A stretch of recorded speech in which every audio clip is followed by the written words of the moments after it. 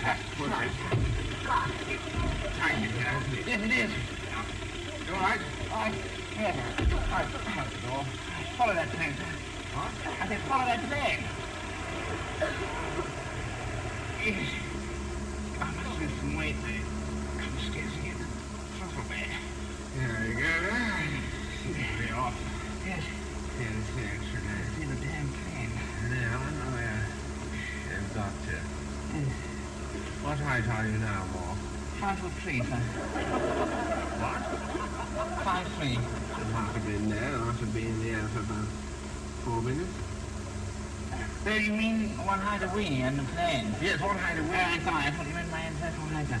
15 pounds. Anything more like it. That's much better. Yes. 15 pounds.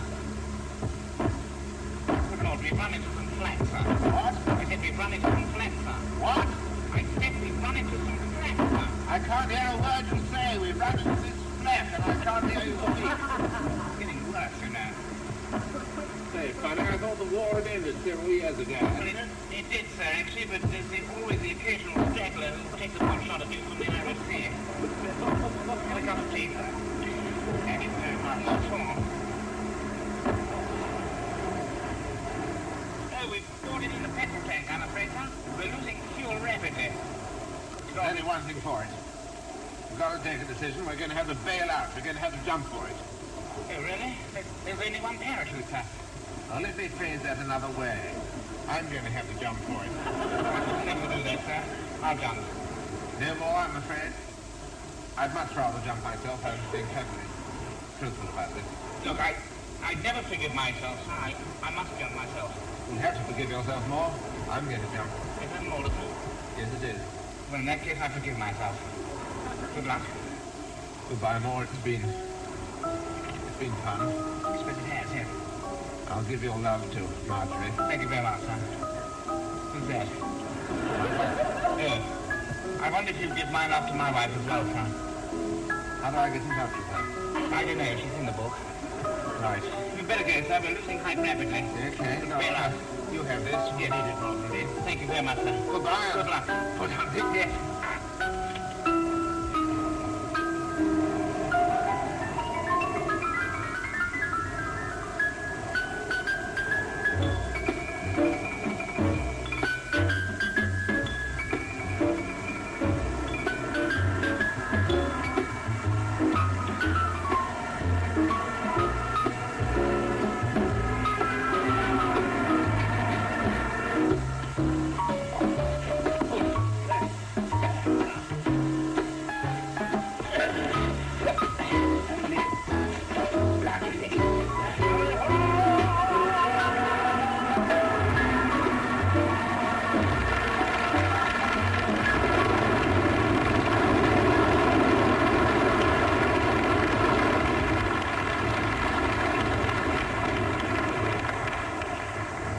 Good evening.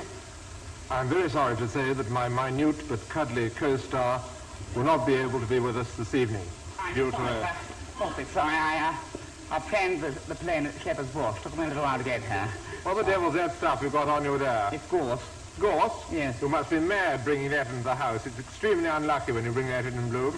I'm terribly sorry about Look, it. I'm having a bit of difficulty dismantling this wretched parachute. I wonder if you'd see to it. Certainly. Could you sort of dismantle it while I introduce our first guest, Mr. T-Bone Walker.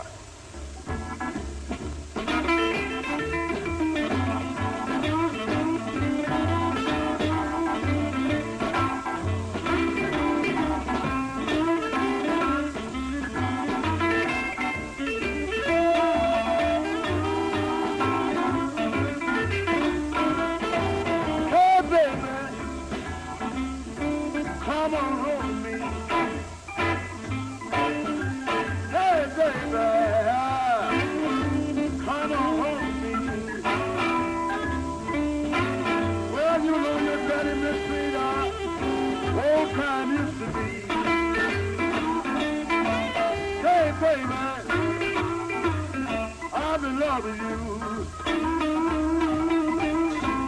Well, mama,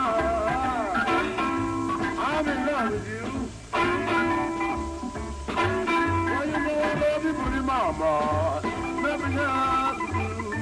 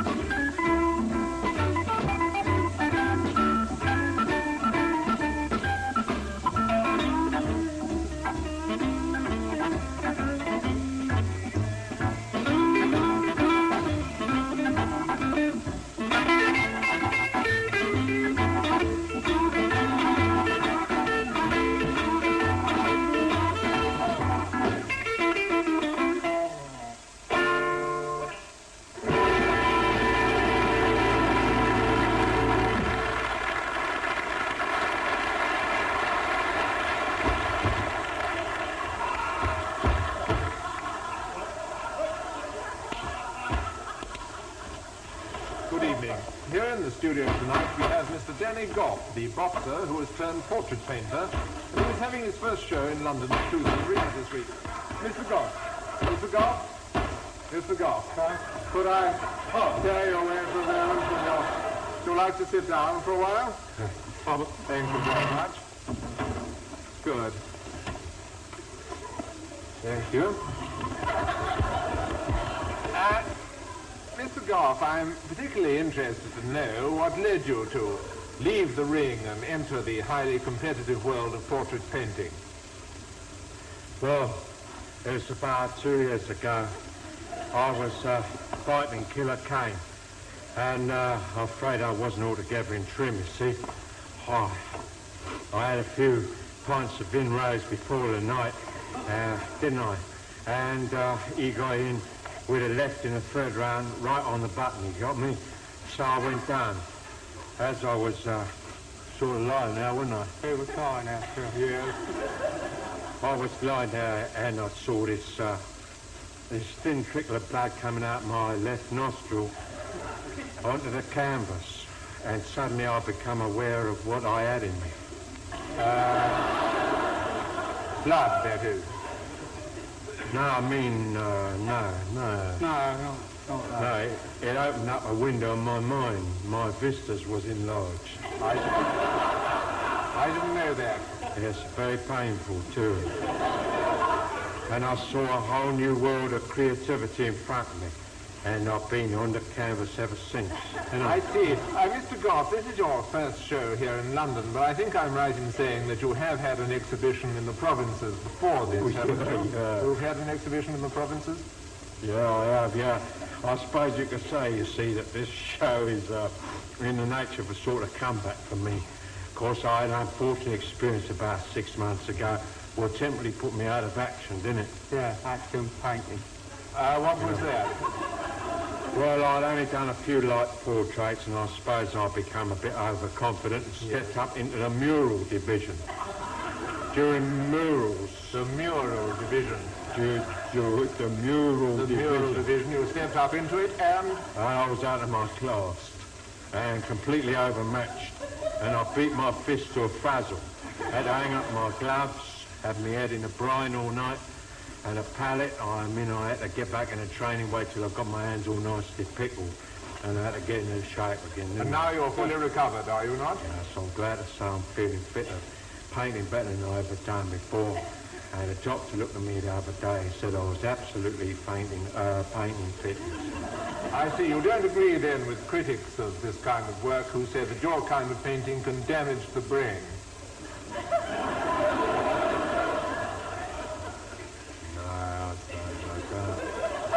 Definitely don't say that. You wouldn't agree with that. I notice you're wearing these rather thick pebbled glasses. Isn't that in any way connected with your painting? Well, that's because I've got myoptics of the eyes. I've got myoptics in the eyes here, and they also help to, you see, to stop the paint coming in the eye. When I'm jabbing up, this hand, jab out like that. With a handful of paint, it sometimes splash back in the old... wear these things to protect your myopia. Yes, otherwise I get what is known in the boxing circles as paint in the eye behind the myopia. Yes. Of course, I believe a lot of painters have in fact suffered from this similar disease, have they not? Tintoretto, wasn't it? I believe Tintoretto was astigmatic. Oh. Yeah, well, I heard that too.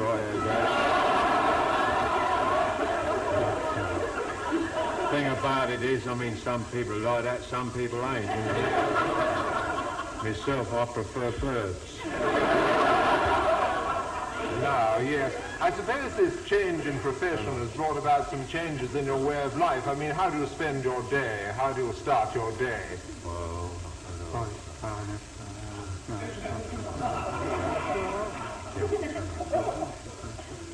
well, I usually do a bit of road work first to pick up some objects, truths, and then I follow that up with a brisk rub down with a turpentine, saving myself for the afternoon when I move onto the canvas. I see. These sitters of yours, how long does it take to do one of your portraits?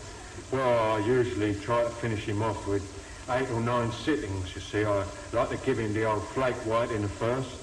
Then in the second I go for the eyes with the rose madder or the vermilion mid-tint. And if by the time the 5th comes round I haven't put him down, I take it easy in the background because my legs ain't what they used to be on. It's so saying what I used to be. I see. Ain't what they used to be.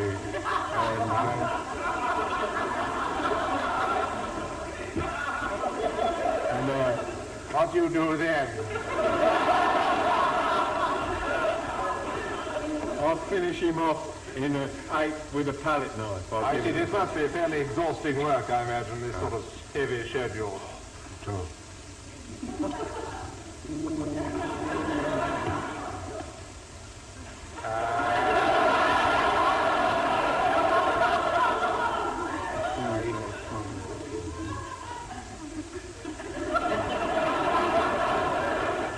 Good. Mr. Goff, from looking at your paintings, I would say that you are something of a teshist. Oh, no. No one can accuse me of that. I love my colour brothers. In fact, some of the nicest people I've ever clobbered have been coloured, you know. Clobbers them in white, not in brown. Of course not. I noticed there are over 100 portraits in this exhibition of yours. Were they all commissioned? Oh, yes, definitely. They was all, weren't they? How commissioned, sir? Yeah. That's 100 guineas a piece. 100 guineas apiece. As a relatively unknown painter with little experience, how did you get so much work? Well, I just looked through who's who.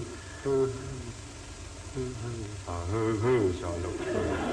I looked through who.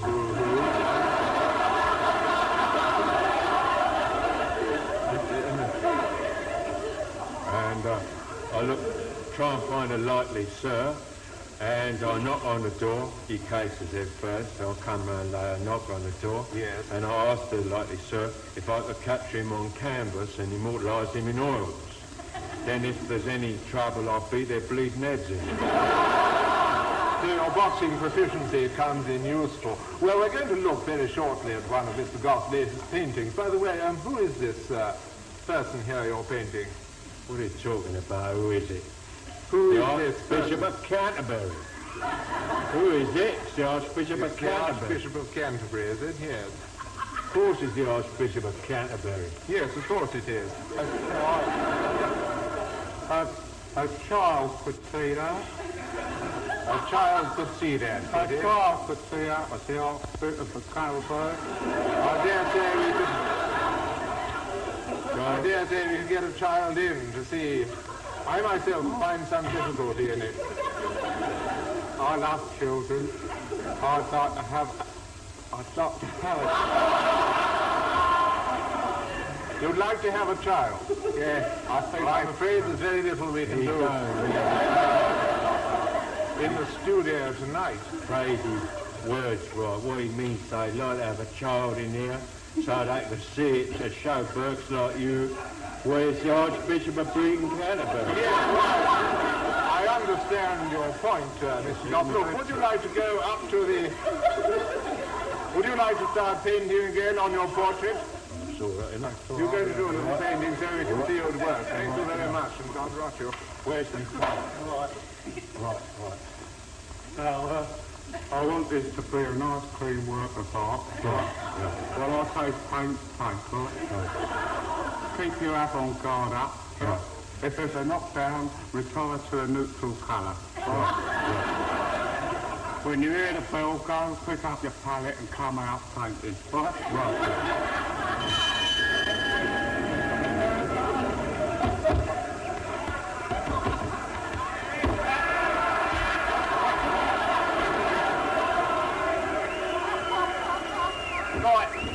Sign it. What's your name? Sign it.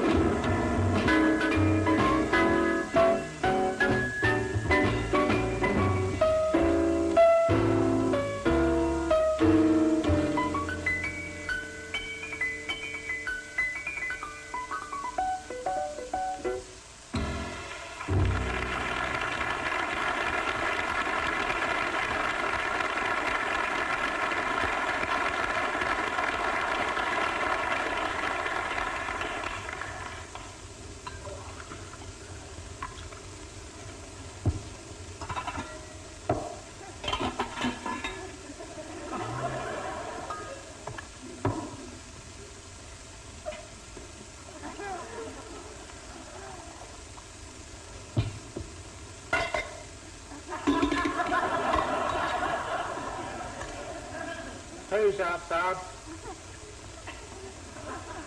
Who's up? Papa. Fair enough. Here. Here, did you put the sugar in before the milk? Yes, I think so, yes.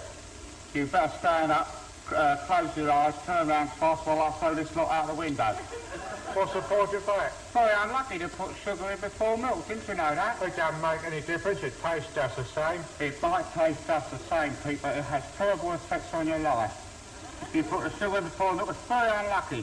My Aunt Dolly put the sugar in before the milk one day, and over the next 40 years, she lost all her teeth. Is that due to putting the sugar in before the milk? Yeah, it's due to that very thing. I'll tell you another thing I'm very careful about, Pete. What I'm very superstitious about is railings. Whenever I see railings, I know I'll have to count them, otherwise it will be unlucky. And something awful will happen to me. For instance, when I go up the Merry Fiddlers to have a couple of pints, Yes. when I come back, you know them railings that stretch all the way back over From the Merry Fiddlers. from the Merry Fiddlers to our door, I have to count every one of them. Now, the other day, last Friday, I was just getting to number 493, and I saw Mrs. Taylor across the road. I said, "Hello, Mrs. Taylor. How are you, Mrs. Taylor, dear?" Gave her a wave. I turned back, I lost my place. I thought, I can't risk it. I can't risk going wrong. I've got to bus back to the Merry Fiddlers and start it again. How many railings are there, Dad? 593. That's very interesting. It should be exactly that number, isn't Yeah, it? tell you. Yeah. There must be something in all this occult business, you know. Yeah, superstitions and that. Superstition, spiritualism and all of that. You remember my Uncle Bert? Very vaguely. That's how people remember him. Very vaguely. My Uncle Bert. Well, one day he was in the kitchen. He just finished having tea, you know, like you or me. And he just taken the milk back to the fridge. Just about to place the milk in the fridge when suddenly this black cat ran in front of him. Well, of course, what he should have done is stood on his head, drank the milk backwards and crossed himself to avoid the evil spirits. But he was very late for the pictures, so he didn't take any precautions, and sure enough, 7 years, 4 days and 3 months later, he was run down by a bus. Just shows you, Pete, you see, you can't ignore the omens. You mustn't ignore the omens, Dad. Of course, Uncle Bert, he used to dabble in the occult, you know, especially during the warm weather. I remember once, it must have been the summer 1953, a blazing hot afternoon. I just come down the stairs and I went into the sitting room, and there was Uncle Bert sitting there with all the heavy velvet curtains drawn. Do you remember those heavy velvet curtains he used to have? Very vaguely, yeah. Yeah, they were drawn, you know, fairly distinctly, and he was sitting there in the dark. So I said, "I'm sorry to disturb you, Uncle Bert." He said, "No. Come on in, Pete. I'm looking into the secrets of the future." So I sat down. He had these amazing tarot cards with him. You know the tarot cards? He was taking one tarot out after the other, throwing it on the table and predicting the future, Dad. It was quite incredible. He said during the next 10 years, an amazingly important event will occur. Sure enough, 4 years later, World War II broke out. And that wasn't the only thing. Do you want to know what he said as well? Well. He said the weather is going to be unpredictable. He predicted that years before it happened. Through the tarot cards. It's wonderful. Of course, you know, Pete, all these superstitions and things have their origins in the Black Ages, when people wandered about in a state of ignorance and unrest. Of course they did, Dad. That was a time when strange spirits were abroad. Oh, we had some here as well. Oh, yeah. The medieval times. Yeah, of course. And the hand of the sinister unknown and the fear of Lucifer and the dark spirits was on everybody's heart. Of course they were, Dad. There's lots of witches about in those days. Yeah. Do you know about witches, Dad? No, I don't, Pete. In medieval times, when they suspected someone of being a witch, Dad, the villagers used to seize hold of her and get lots of string and tie it all round her and then attach pebbles, what they found in the forest nearby. And then the elders of the village, well, not absolutely the elders because they're too weak to do it, but the youngest of the elders, the sort of... Middle Ages. The Middle Ages, as they are called, used to grab hold of the alleged witch and thrust her in the pond, you see. And if she floated, they knew that she was a witch, and they hauled her out and waited for her to dry off and burnt her. What they do if she sunk? Well, if she sunk and drowned, that meant she was innocent, you see. Rather a poor deal they had, the innocent witches. Of course, nowadays she'd be tried by a local magistrate, which would be totally different, wouldn't it? Yeah, we've come a long way since those unenlightened times. Of course we have, so we've come miles since those times. Wouldn't have that sort of cruelty, would we? No, we wouldn't. No, of course. You know, Pete, actually, it's interesting, it's because the whole business of the dark regions of the mind has always fascinated me.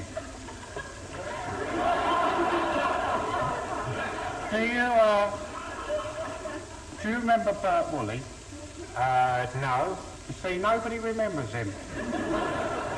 Well, he was in the war, he was in the trenches one day, you know. Yes. He was fighting on the front, and he was polishing his rifle one Christmas, and suddenly he cut his finger on the viewfinder. And you wouldn't believe this, 3,000 miles away in Glasgow, his mum, in the middle of the night, woke up in a cold sweat, sucking her thumb and saying in a voice that was scarcely her own, Pete, "My little one has been injured. My boy has been damaged." Yeah. That's telepathy, Dad. Is it? That's all it is, that's telepathy. I'm telepathetic, you know. I can tell what people are thinking. For example, you think of something, I'll tell you what you're thinking. I bet you Of can't. course I can. Shut your ass and think of something. Right. You thought of anything? No, I can't think of anything. Well, think of an apple. Right. No, don't think of that, because I told you. But you Think of don't. something similar to that. I find it hard. Have you thought of something? Yeah. Right. I'll tell you what it is. I believe that you're thinking, I bet Pete can't tell what I'm thinking. How did you know that then? I stood out a bloody mile, Dad.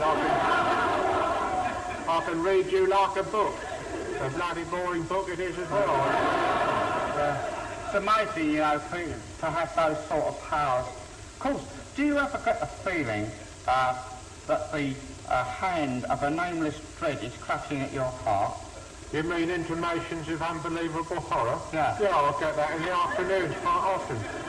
When I'm coming home from work in the twilight, by dusk, you know, and the street is deserted, and I look down and I see the cracks of the pavement, and I know full well that if I tread on one of those cracks, a great big bogey man is going to come out from behind the dustbins and carry me off to his mountain lair and tear me rim from rim. That's terrible, Pete. That's terrible. I used to get that very feeling when I was a little boy, you know, because my mum used to say to me when I was a nipper, she used to say, "Dad, don't you dare go near number 49 Lymington Crescent. Yeah. It's an evil place. Don't you ever go anywhere near that." Yeah. So, of course, I was a curious lad. And one day after school... What? I remember that. You were a very curious lad. Yeah, I thought. Funny you should remember that, Pete. And one day after school, I went along to 49 Lymington Crescent. I went with Roy Taylor and Michael Austin. And we come to the gate, we opened the gate, and we started creeping stealthily up the gravel path which crunched under our feet. Crunch, crunch. Yeah, Crunch, very crunch. similar to that noise you're making now. And then we picked our way stealthily across the lawn, squashing the rotting apples that were lying there. And then we come upon this sooty window where cobwebs had accumulated over the centuries. And we looked in, fearing our hearts, and we saw Mr. Lewis of the hardware store dancing to a suspended kipper. Was that a druid rite, Dad? Yeah, perhaps even earlier, Pete, a Nordic rite, something like that. Do you know what happened to me once when I was young? What? I was in the spinney with Daphne Meacham, when suddenly we come across, amidst the pine needles, the form of a dead bat. Well, I'd read something of dead bats in a book of the occult. Oh, So naturally, I went to my blazer and pulled out a pin. Stuck the pin into my finger till the blood ran. Then I stuck the pin into Daphne Meacham's finger till the blood ran. Yeah. And then I stuck the pin into the back till its blood ran. And then I got all the running blood together and mingled them. And then for an amazing moment, we were all gifted with uncanny powers of hearing. Because from over the hills, over a mile away, I could hear me mother shouting, "Come on home, Pete. The bleeding dinner's going cold." Fantastic, Fantastic, isn't it? Here, have you ever had a nameless dread of any kind? Oh, yeah, Pete. I'll tell you one that keeps me awake day and night, Pete. That is, when I go to the lab, I know I've got to get down the stairs before the flush stops going. I know. So once that flush has started, I've got 35 seconds to get down. If I don't get down there, I will die.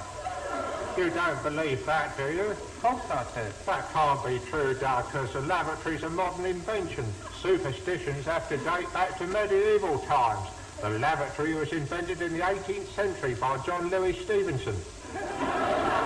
He was sitting in the bath one day when suddenly he said, "Eureka! I thought of the lavatory." So your superstition can't be true because it doesn't go back long enough. No, I think it's true, Pete. I think it's absolutely true. You mean to say if I went up now, went to the lavatory, pulled the chain, I wasn't downstairs by the time it stopped flushing, I'd die? Yes. A load of cobblers. Look, I'll go off and do it. Now, Pete, don't mess about, Pete.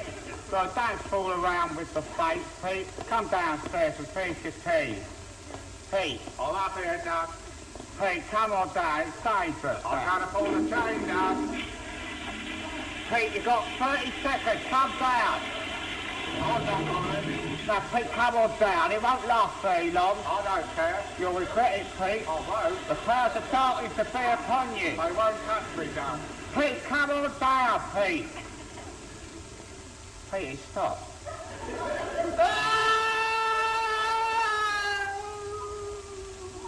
Pete, what's happened? I've crossed the threshold of the dead, Doug. Pete. The dark powers have got me, Doug. I'll come and haunt you in the lab, Doug. From the rising of the sun to the going down of the same, I shall not forsake thee. Well, it didn't count that time, Pete. I had my fingers crossed.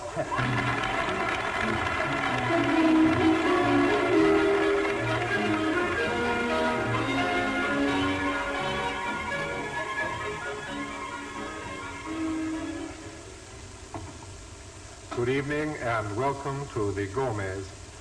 Last night we went to eat at the Jardin des Plantes, the well-known restaurant in Soho, where the French chef Alphonse Norm is doing a guest season for 2 weeks. Our distinguished eaters this evening are Mr. Julian Links, who is the eating correspondent from the Tailor and Cutter. We're also extremely privileged to have with us Major General Windley Spumes, who is eating correspondent for the Field and Stream and Source Service and a number of other things in 2 world wars. Good evening, Major. Yes, good evening. Good evening. She's also the author of the best-selling novel, I Ate My Way to Freedom. As I say, we went to the Jardin des Plantes, a small Provençal restaurant in the heart of the French quartier of Soho, where we enjoyed an excellent and very varied and interesting program. Yes. We started with the first item of the program, which was the Eggs Benedict. Now, Julian, you're somewhat of a specialist. How did you find these eggs? Well, you know, I thought they were wonderful things. They sort of sat on the plate like 2 vast symphonic movements, you know. Yes. And I thought to myself, I must get into that first one, sort of a adagio con espressione. Yes. And then suddenly I felt with a sudden desire to come out of it into an allegro appassionato leggero. And flash about with it, and then it tears to pieces. I was terribly excited, wasn't I saw how excited you were, yes. I was terribly excited. Terribly exciting, Yes. weren't they? I mean, The way they sat there. They sat They there. sat there as if they had nothing else to do, but you knew they had something else to do, yes. Yes. You had to eat them. I had to eat them. And that's why they were there. They knew they had to be eaten in their hearts, And and they- I knew I had to yes. eat them. They sat there like two sort of yellow eyes, you know. Yes. Wonderful. Yes. Yes, indeed. Major General, how did you find these eggs? I found that it reminded me remarkably of an old friend of mine I knew was intelligence during the war. He had eyes that closely resembled Eggs Benedict because of an early form of contact lens that he wore, the early type. Not the sort you get now, they were quite large. Yes, the larger ones. Unfortunately, the meal wasn't particularly good, the dinner we had, and he had to take some of these fizzy antacid things, and one of the things got lodged behind his contact lens, and the poor fellow was fizzing throughout the meal. The falling side. Julian, what did you think of the texture of these eggs? Were you intrigued by the texture? I know I was. Yes, I was terribly. I thought there's an almost contrapuntal texture about them. Between the yellow and the white. The yellow and the white and the cream. The yellow and the cream It's a together. tremendous Fugato feeling. Yes, I felt the Fugato feeling. You know. Yes. I thought that, too. Did you? I felt there was a tremendous sort of Sean Kenny feel about these eggs. A sort of wooden texture to You them. think that's Sean Kenny? Sean Kenny, yes, you know him? He does those Cousins of the Mermaid, doesn't he? That's the fellow, yes. What about the sauce? I found it pleasant, but, you know, a trifle derivative. Yes. And, Yes, I thought, it's a bit florid. it's a bit florid. It's a I bit thought I'd classic. like something less baroque. Yes. Classical. Yes. I found echoes of Verdi. Absolutely agree with everything you said. I found echoes of Verdi in the sauce, and a lot of tomato as well. Did you notice that? The Verdi and the tomato together. Lot of tomato. Well, after the Benedict eggs, we moved on to the moule marinière, which was the second part of the program, the moule marinière. Now, Major General, you're a marinière. Don't mention those moule marinière. I've had enough trouble. Oh, dear. It's been terrible. Terrible time I've had with the moule. You are something of a dab hand with the moule, are you not? No, well, you see, it's not that. You see, I just don't agree with these blinking frogs. You see, these frog eaters, we'll call it common or garden blinking mussel a moule marinière. I used to shoot them in Ilfracombe.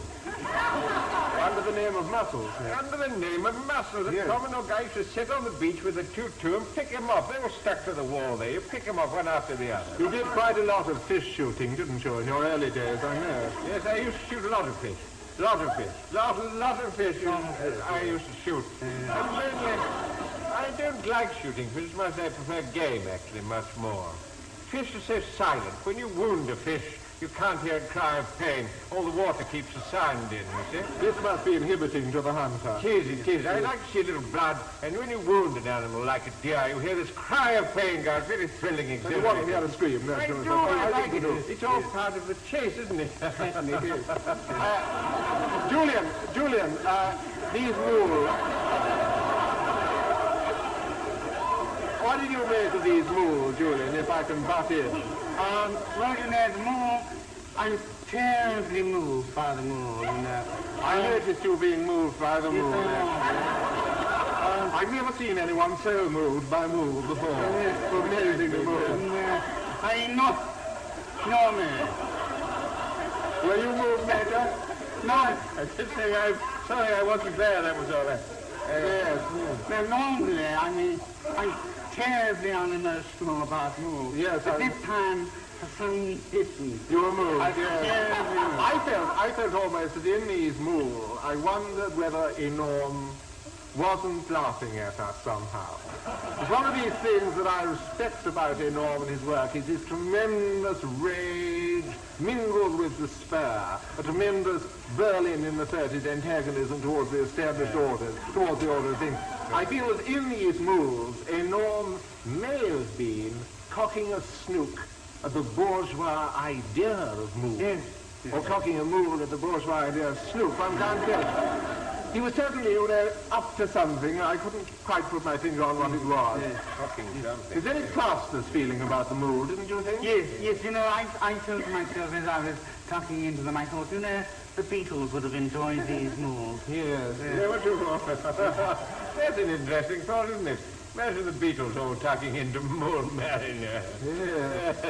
I suppose, mind you, I don't suppose this will go down in the book, but I mean, if the Beatles were to tuck into a few more, they might have, after, a bit of a hard day's night. The Major General is noted as something of a spontaneous wit. Throughout the meal, we are enjoying a very delicious rosé d'Anjou, unpretentious little thing, wasn't it? Rosé d'Anjou. Lovely alabaster limbs she had. What memories you have? Rosé d'Anjou. Memories. We followed it up with some Zabellione, which I thought was very good, but somewhat an anticlimax after the meal. I felt that Enorme had fallen down somewhat on his Zabellione. What did you feel, Major? Do you feel he had fallen down on his Zabellione? Oh, Enorme? Enorme, yes. Yes, I think so. I think so. It reminds me of another anecdote. I thought it might. I had that feeling. This one, you see, it concerns Hitler and Mussolini. It's quite amusing, actually. Well, tell us, sir. It was about the time that Mussolini, had overrun Abyssinia, you see, and the high little slash had gone hurrying off to England. Yes. And anyway, he invited Hitler out there to a bit of big game shooting, you see. Some fairly big games. Oh, yes, large cats he got out there. And they got out there, wherever it was, in the bush or something or other. And there they were, there's a leopard and a lion, you see. And Hitler said, right, I'll have the leopard, you have the lion. And Mussolini said, no, mein Führer. He said, you bag the leopard, and I bag the lion. You bag the leopard, and I the bag the bagger. There's a bag of the lion. Who's the bagger? The lion and Hitler. There's the bagger. The leopard. It's an interesting play on words, actually. Yes. The bagger, he's the bagger's the... The Major General is noted for his after-dinner speeches, and they are indeed avoided up and down the country. I think the time has come now for the mystery food part of the evening, in which our distinguished guests put on the masks and attempt to discover the identity of a mystery food. Yes. Have you got on the masks? Yes. I think the food is already in the soundproof booth, and we are ready to start. And the mystery food is moule marinière. Moule marinière. Right, gentlemen, let's start right away. There you are. Julian, you have yours. Major General, here are your feet. Taste away and see what you make of it. Right. What do you think it is, Julian? I'm not terribly sure. I think it's a cross between cannellini and curried veal. Would you like to put a period to it? I'd say 18th, 19th century. 18th century cannellini. Major General, what, you put your tongue around those things, what do you make of them? Sweet Rosie Azul. God, it's a more merry, the nasty screams, the screams, quick, that I'm afraid is all gone for. Goodbye from Julian Lane, Major General Windy Fumes, and all of us here. Next week we'll be visiting Ensign Sanatorium. Good night.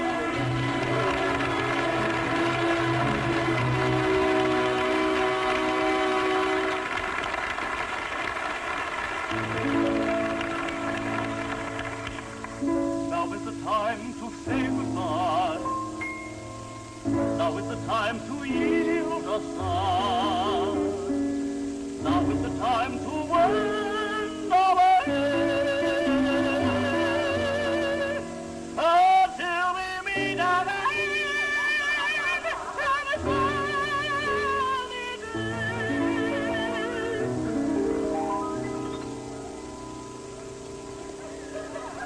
Goodbye,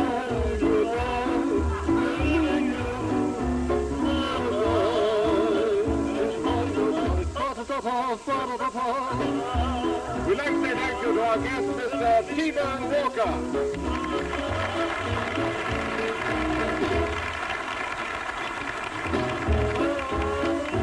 Special thanks also to our guest, Peter Sellers.